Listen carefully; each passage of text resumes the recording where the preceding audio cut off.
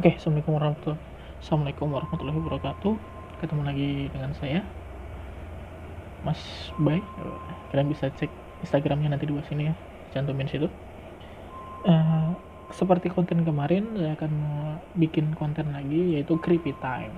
Creepy Time itu kayak yang kemarin juga, cuma membahas hal-hal yang menurut orang tuh serem, menurut orang tuh angker dan bikin merinding. Itulah creepy. Dan jangan terlalu berapa di video ini, jangan terlalu menuntut banyak dengan video ini because this is just content. Oke, untuk kesempatan kali ini saya mau bahas tentang asal-usul dari hantu-hantu yang ada di Indonesia. Kenapa saya bahas asal-usulnya? Karena gini, di tempat lain banyak yang bahas satu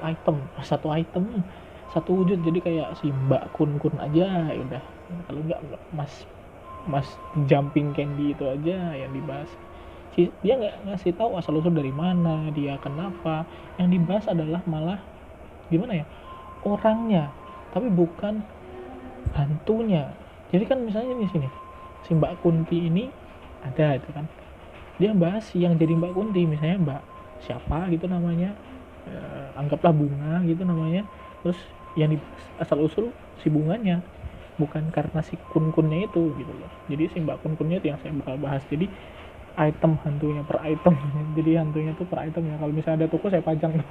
Enggak ya. Kita mulai. Yang pertama itu ada, oh ya, saya bakal bahas 5 perwujudan mereka lah gitu. Bukan perwujudan sih. 5 dari mereka. Jenis-jenisnya apa aja sih, dan mereka tuh dari apa? Terus asal usul mereka tuh dari mana sih gitu loh. Nah, yang pertama saya bakal bahas itu yang paling sering keluar di konten orang, yang sering di prank, bahkan di prank sekarang harga dirinya Mbak Kun Kun ini hilang ya. Yang saya bakal bahas itu adalah Mbak Kun Kun atau Mbak Kunti ya, atau nama aslinya itu Mbak Kuntilanak gitu kan. Nah di sini ya saya bakal bahas mereka karena nggak ada harga diri jadi hantu gitu, dipelorotin bajunya, diselepet sempak, macam nggak jelas, kasihan banget. Nah ini saya bakal bahas asal usul mereka tuh dari mana sih.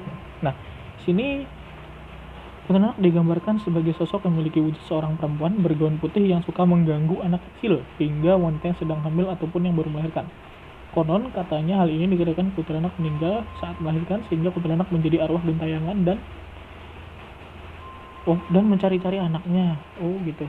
Nah, tapi ada yang mirip dua itu, ada 3 item yang bakal mirip dengan Mbak Kun Kun ini. Ada sundel bolong itu yang film Susana zaman dulu ya, ada itu. Terus sama kolong wewe. Nah itu gimana tuh? Nah di sini belum masuk, mungkin nanti bisa bikin next video ya.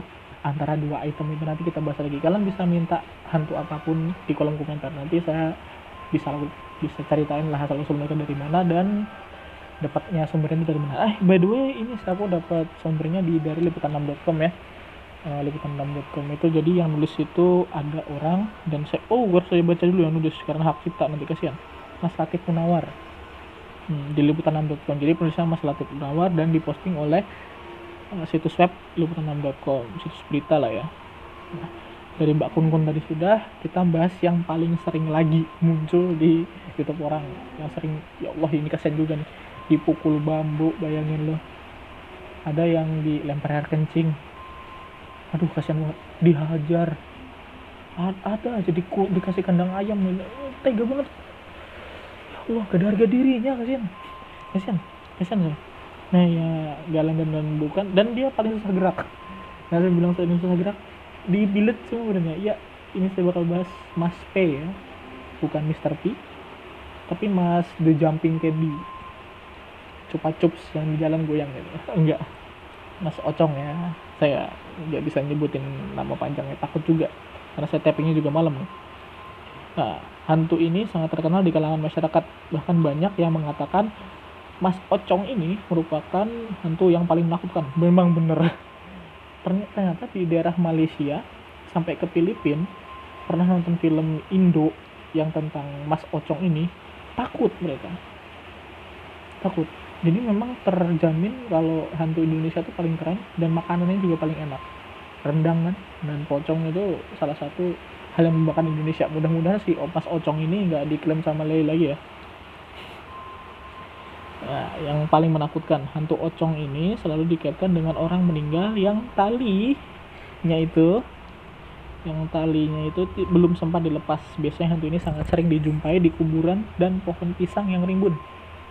Nah, pembahasan gini, pohon pisang ini juga ada sejarahnya. Kenapa sih Mas Ocong ini sering muncul di pohon pisang? Karena ternyata pohon pisang itu kan kalau jenazah meninggal itu bawahnya dikasih bantalan pohon pisang kalau zaman dulu. Zaman sekarang mungkin saya sempat nemuin juga, tapi sekarang sudah modern, ada tempatnya sendiri kayak keranjang buat mandiin itu.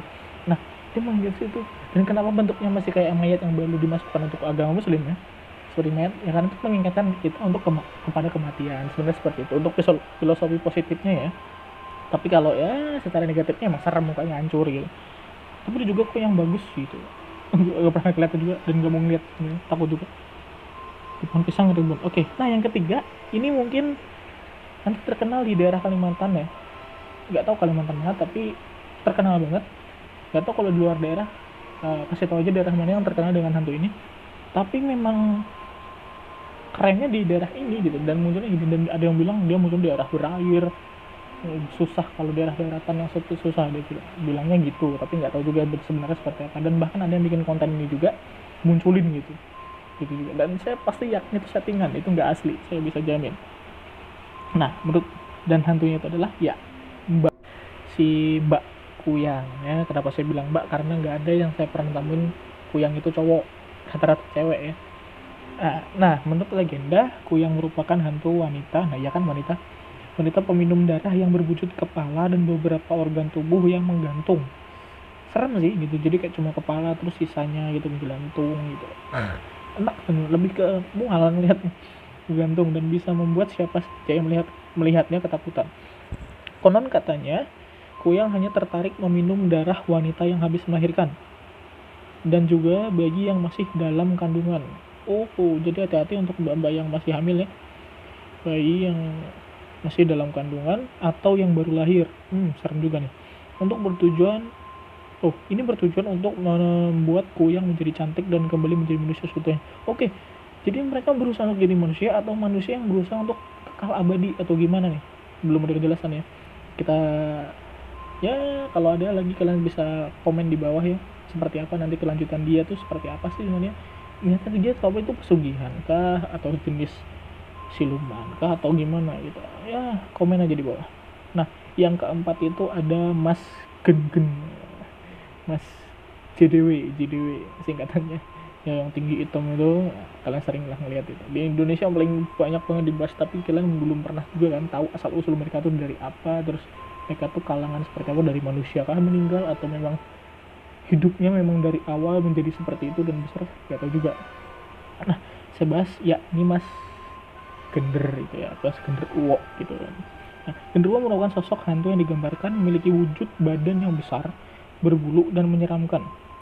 Nah, ini kalau di Indonesia ya, mungkin di sini disebutnya Mas Gen-gen itu. Tapi kalau di luar mungkin disebut Bigfoot. Bigfoot, jadi mirip-mirip. Ternyata Indonesia sama luar negeri itu jangan-jangan hantunya sama. Tapi mereka nggak tahu aja namanya apa. Besar, berbulu, dan menyeramkan. Genderuwo ini memiliki istilah asli yang berasal dari bahasa Kawi, yaitu Gandarwa. Dipercaya tempat tinggal kesukaan hantu Gandarwa. Jadi nama aslinya Gandarwa ya. Jadi yang baca karena keseringan ngomong dan orang Jawa, jadi A-nya jadi O, Genderuwo. Dipercaya tempat tinggal kesukaan hantu ini adalah batu berair.